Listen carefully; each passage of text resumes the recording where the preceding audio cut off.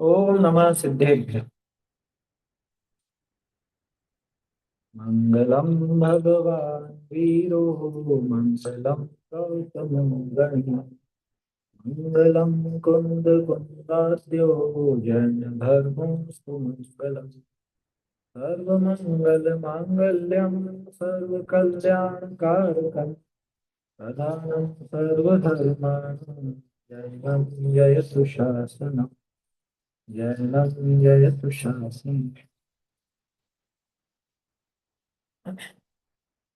आज अपने को चर्चा करनी है और पहले अपन हर बार की तरह एक भजन देखेंगे।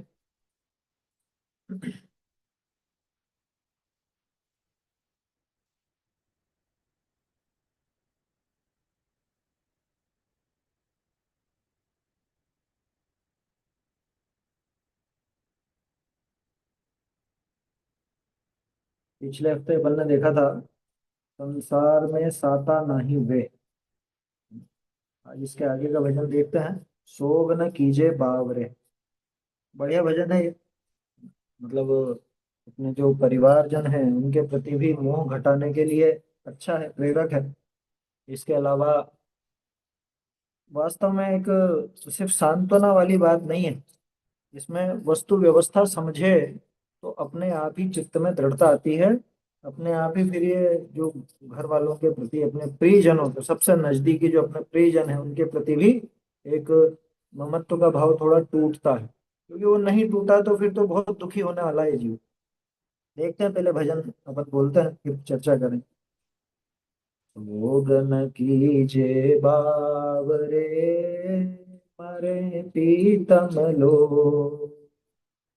सोग न कीजे बावरे मरे पीतम लो।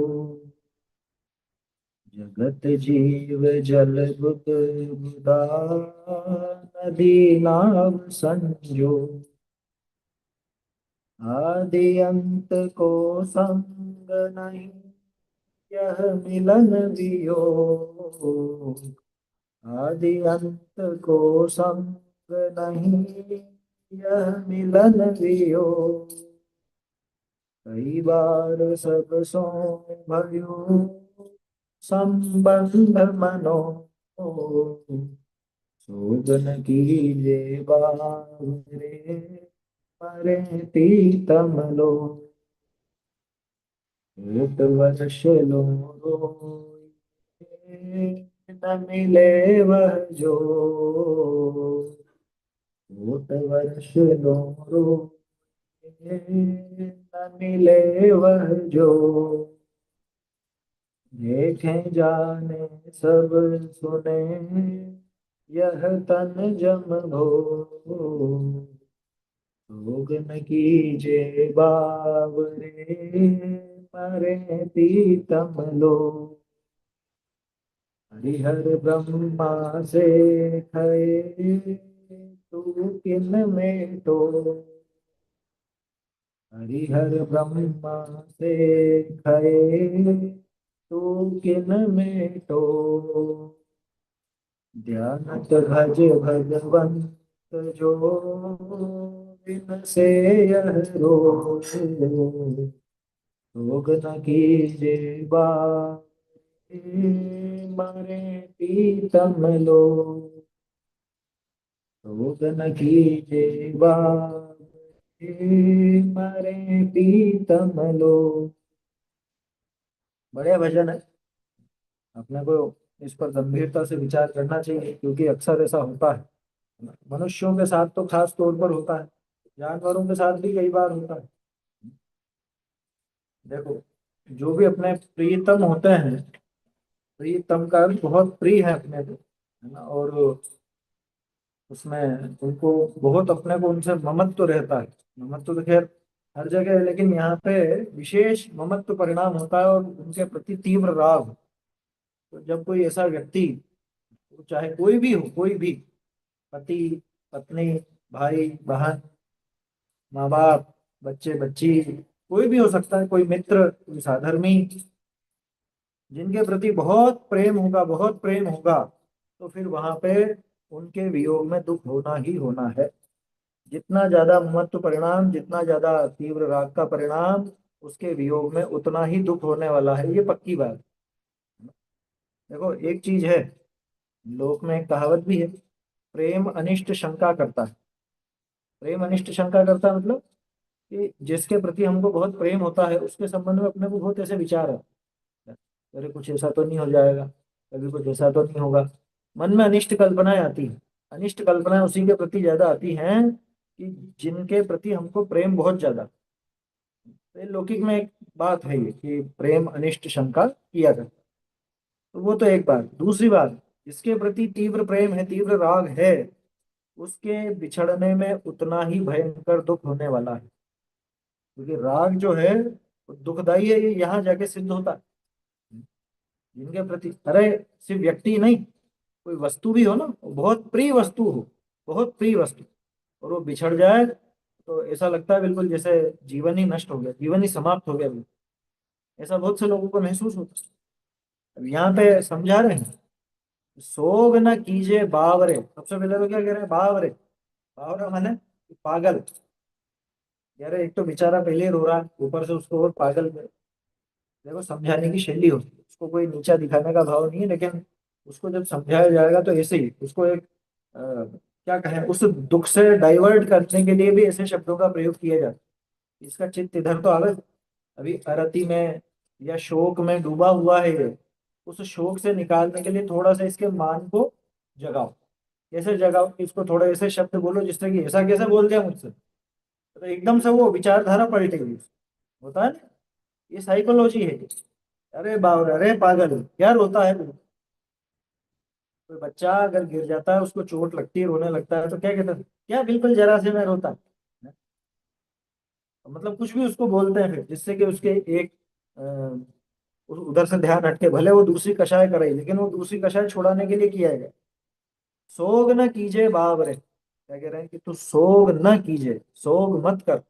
सोग यानी शोक, शोक मत कर हे बावरे, हे मूर्ख अज्ञानी जीव, तू शोक मत कर, शोक न कीजिए। क्यों नहीं करो साहब शोक, मेरा इतना प्रिय था। अरे मरे प्रीतम लोग, प्रीतम मतलब प्रीतम, जो भी समझ लो बहुत प्रिय हो अपनी। यहाँ प्रीतम का अर्थ थोड़ा वो प्रेमी वाली बात नहीं है कि प्रीतम और प्रीतमा बोलते हैं ना, पुरुष है तो प्रीतम और पुरुष है तो प्रीतमा, या संबोधन भी ऐसे देंगे, तो अकेले उनकी बात नहीं। प्रीतम मतलब प्रियतम, कि वो अ, बहुत प्रिय हो अपनी। अब भले वो वस्तु ही हो, ध्यान रखना है। अब आज के जमाने में तो कौन देखता है, किसी ने वो नया मोबाइल लिया, किसी लड़के या लड़की ने, अब बहुत महंगा मोबाइल लिया, और वो तो उसको अपने बच्चे की तरह रखता है। अब वो चोरी हो जाए तो पगला जाता है। वो भी शौक ही है। तो शौक का अर्थ है कि कोई वस्तु या कोई व्यक्ति जो भी अपने प्रिय हो, उन प्रिय व्यक्ति या वस्तु के बिछड़ जाने पर जो दुख होता है उसका नाम होता है शोक। दुख की भी अलग अलग वैरायटी है। तो सोग न कीजिए बावरे, मरे प्रीतम लोग। प्रीतम लोग तो मरते हैं, गुजरते हैं, है ना, गुजर जाते हैं, ये सबके साथ होता है। हर एक व्यक्ति के प्रीतम लोग भी बिछड़ते हैं, नष्ट हो जाते हैं, गुजर जाते हैं, क्या बोलते हैं, बस मर जाने शब्द है उसके लिए तो। मरे प्रीतम लोग, जो अपने प्रिय लोग हैं वो सभी के मरते हैं, इसलिए शोक मत कर। आत्मानुशासन में अनित्य पंचाशत में, अनित्य पंचाशत में तो बहुत आया है। एक घर बताओ ऐसा कि जहाँ पे कोई मरण नहीं हुआ, एक घर बताओ पूरी दुनिया में। अगर कोई ऐसा घर मिले, है ना, या कोई भी ऐसा हो कि भाई दूसरे नहीं मरते हैं और तुम्हारे ही मौत हुई हो, तब तो तुम्हारा ये शोक मनाना वाजिब है। तो वास्तव में जगत में ऐसा कोई घर नहीं कि जहाँ पे मौत नहीं आई हो किसी की। तो जब ऐसा है तो तेरे साथ कोई अनोखी चीज तो नहीं होगी, जो सबके साथ होता आया है वही हुआ है, उसमें शोक क्यों मनाना। सोग न कीजिए बावरे, मरे पीतम लोग। जगत जीव जल बुदबुदा, अथवा नदी नाव संजोग। कि जगत जीव जल बुदबुदा, ये जगत में जीव कैसा है, जल बुदबुदा। जैसे पानी का बुदबुदा होता है, बुदबुदा यानी बुलबुला, झाग हो या बुलबुले फूलते हैं ना ऐसे। अब वो बुलबुले की कितनी आयु, कितना कितनी देर रहेगा। आयु मतलब वो कोई जीव नहीं है वो, लेकिन वो कितनी देर रहेगा, बुलबुला तो फूट जाए। तो उसके फूटने का कोई वो ठिकाना है क्या, कि नहीं है। बस ऐसे ही ये मनुष्य भव आदि मिला अपने को, कोई सा भी भव मिला चारों गतियों में, वो कितनी देर का, या कितना भरोसा है उसका, कि जितना भरोसा उस बुलबुले का है उतना ही भरोसा इसका समझ। जगत जीव जल बुदबुदा, इस जगत में ये जीव तो बुलबुले के समान है। अथवा एक और उदाहरण देखो, नदी नाव संजोग। नदी है, नदी हमेशा बहती रहती है, वहां पे नाव भी आती है। तो नाव का संयोग कितनी देर का है उसमें, हमेशा का तो नहीं होता। नदी में नाव उतरती है और थोड़ी देर बाद नाव आ जाती है। अथवा इसको ऐसे भी ले सकते हैं, कई बार नावें नदी में डूबती भी हैं, डूब जाती है। तो नदी नाव संजोग, जैसे नदी और नाव का संयोग हुआ, या जैसे एक पानी का बुलबुला हो, ठीक उसी तरह से चारों गतियों में ये जीव तरह तरह के भव धारण करता है और मरता है, जन्मता है और मरता है। इसलिए इसमें शोक करने जैसा कुछ नहीं, क्योंकि शोक तो तब करो जो कि कोई ऐसा असंभव काम हो गया हो, है ना। ये काम कहाँ नहीं होता, होता सभी जगह होता है। ऐसा कोई घर नहीं, ऐसा कोई जीव नहीं कि जिसने जन्म धारण किया हो जो नहीं मरता हो। तो कोई अनोखी बात नहीं, होती आई है, वही होती है। और देखो, आदि अंत को संग नहीं, यह मिलन वियोग। आदि अंत को संग नहीं, अब इसके अलग अलग तरह से अर्थ निकलते हैं। आदि अंत को संग नहीं मतलब कि आदि और अंत का कभी संग होता नहीं, मिलाप होता नहीं। अथवा ये जिस संयोग के लिए तू इतना घबरा रहा है, इतना रो रहा है कि संयोग का वियोग हो गया, ये जो मिलन का वियोग हुआ है, ये कोई आदि अंत तो था नहीं, शुरू से लेकर आखिर तक तो था नहीं। अच्छा, आपने देखो जितने भी परिवारजन हैं, क्या वो हमेशा अपने साथ रहते हैं? नहीं रहते। ऐसा कोई भी परिवारजन, कोई रिश्तेदार नहीं है जो हमेशा पूरा जीवन जन्म से लेकर मरण तक भी, अपन इसी भव की बात करें, इस भव में भी जन्म से लेकर मरण तक हमेशा साथ।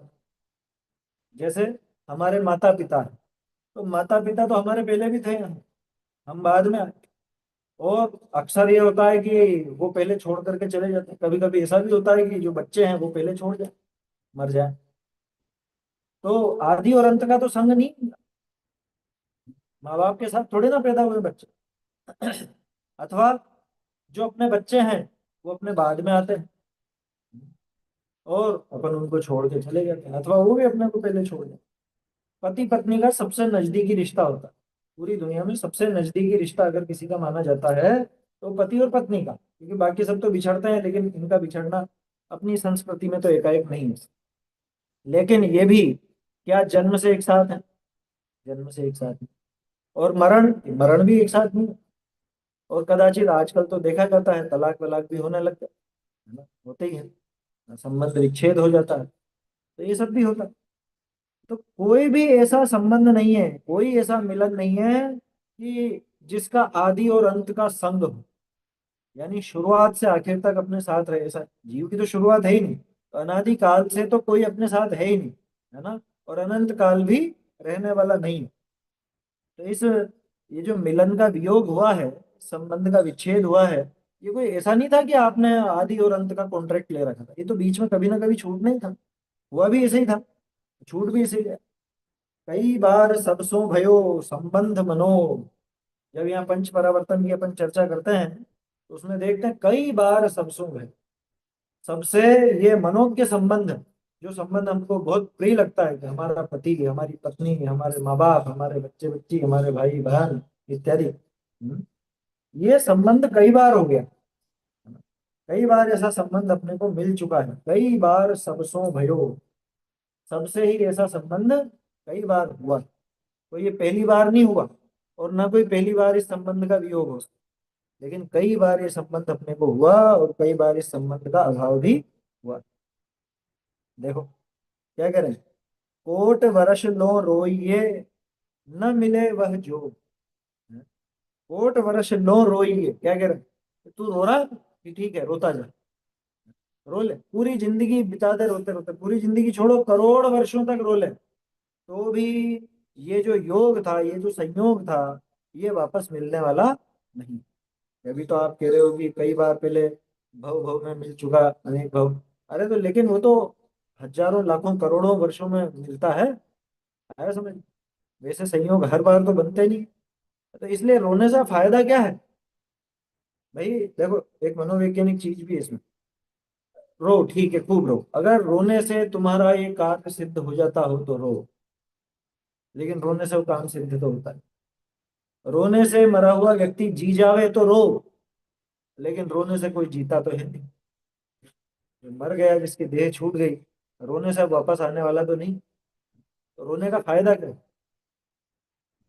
कोई कह सकता है साहब हर जगह फायदा थोड़ा देखा जाता हो, तो आता है रोना। हम मानते हैं रोना आता है, लेकिन फिर संभालना भी तो चाहिए ना, कब तक रोना है आदमी? वो तो आएगा। राग है तो ये भी होगा, क्योंकि वीतरागी नहीं हुआ ना, ज्ञानी जी को भी आ जाता है, उसमें कोई बड़ी बात नहीं। क्या ज्ञानी रोता नहीं है? रोता। लेकिन कब तक? तत्व ज्ञान का सहारा लेकर के वो अपने आप को संभालता है, बहुत जल्दी संभल जाता है। ये तत्व ज्ञान का फायदा है। क्या कह रहे हैं? कोट वर्ष लो रोइए, न मिले वह जोग। करोड़ों वर्षों तक ये रोता रहे तो भी वापस वो योग मिलने वाला नहीं है। इसलिए ये रोना धोना बंद करो। ये रोना धोना बिल्कुल व्यर्थ है, किसी काम का नहीं। कोट वर्ष लो रोइए, न मिले वह जोग।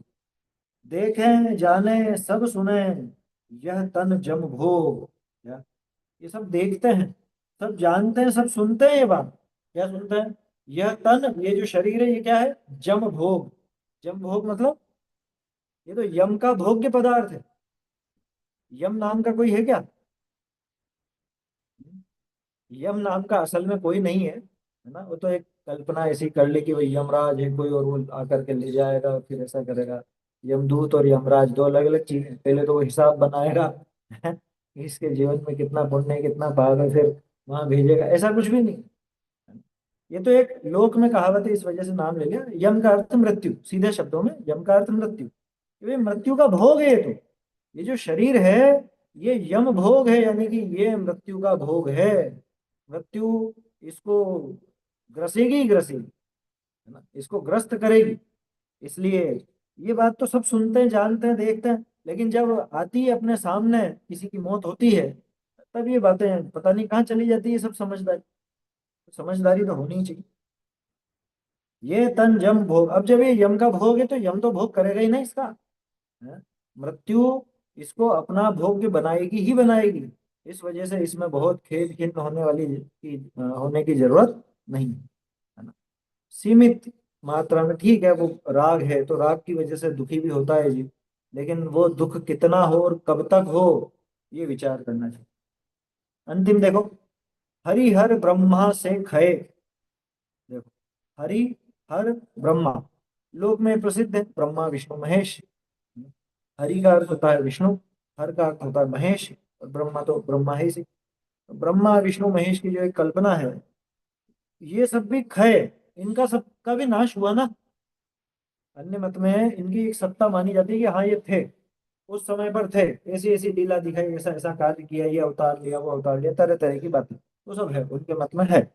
तो वो सब भी हुए, लेकिन उनका भी क्षय है, मतलब वो सब भी नष्ट हो गए ना।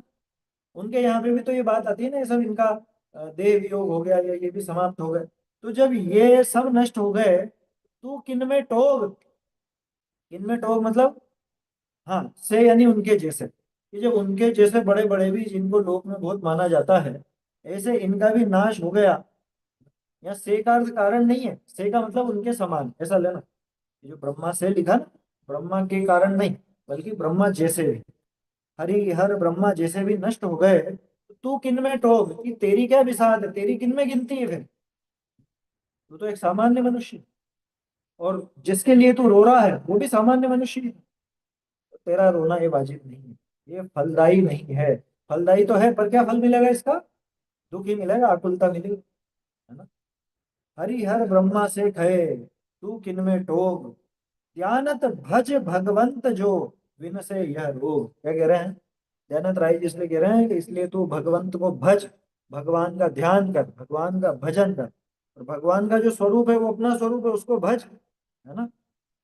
उससे क्या होगा? जो विनसे यह रोग, जिससे कि ये रोग विनष्ट हो जाए, तभी जाकर के रोग नशेगा। ये जो दुखी होने का रोग है, और समझ लो क्या कहें यहाँ पर, बार बार तू जो अपने परिवारजनों के वियोग में ऐसा दुखी होता है, खेद खिन्न होता है, और संसार में तो जब तक रहना है तब तक दुखी होना है। यहाँ पे सुख तो है ही नहीं किसी भी तरह से। तो अगर इस रोग का नाश करना चाहता है तो तू भगवंत का भजन कर, भगवान का भजन कर। तो भगवान के भजन में दोनों तरफ का अर्थ लेना। एक तो व्यवहार से भगवान का भजन, यानी कि देव शास्त्र गुरु की विनय भक्ति स्तुति पूजा इत्यादि। और निश्चय से भगवान का भजन माने निश्चय स्तुति, जिसको अपन आत्मानुभव कहते हैं। आत्म स्वरूप का सही ज्ञान हो और उसमें लीनता हो, वो वास्तव में भगवान का भजन है ना। तो ध्यानत भज भगवंत जो विनसे यह रोग, जिससे कि इस रोग का नाश हो जाए। ठीक है ना। ये बात यहाँ पर है। तो शोक न कीजिए बावरे, हे बावरे जीव, अरे पागल जीव तू शोक मत कर। मरे प्रीतम लोग, जब ये प्रीतम लोग मरते हैं गुजरते हैं तो शोक मत कर, क्योंकि शोक से वापस तो आने वाले नहीं, उससे कुछ हासिल होने वाला नहीं, दुख ही दुख बढ़ता है। यद्यपि राग है तब तक शोक होगा, लेकिन उसको सीमित करना तो तत्व ज्ञान के सहारे से ही हो। ऐसा है, बढ़िया भजन है।